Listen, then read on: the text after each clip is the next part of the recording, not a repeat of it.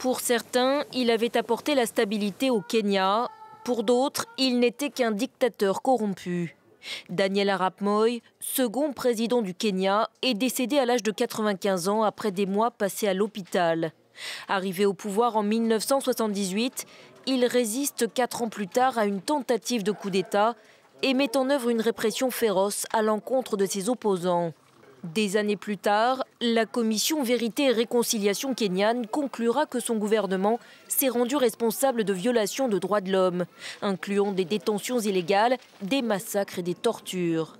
À l'issue de manifestations massives et grâce à la pression de la communauté internationale, Daniel Arap Moi concède finalement le multipartisme. Mais à la faveur d'un morcellement de l'opposition et grâce à certaines politiques comme la gratuité du lait dans les écoles primaires, il remporte les élections de 1992 et 1997.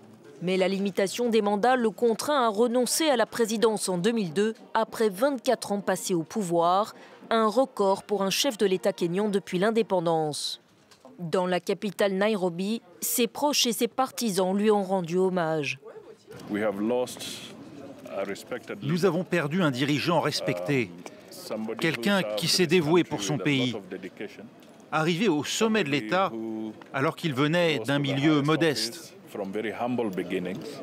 Mais de nombreux Kenyans gardent un tout autre souvenir de lui. Moi était un meurtrier, c'est un homme mauvais, des gens ont été torturés, tués. Il n'y a rien de positif à dire sur Moi. Une période de deuil national a été déclarée en attendant des funérailles d'État.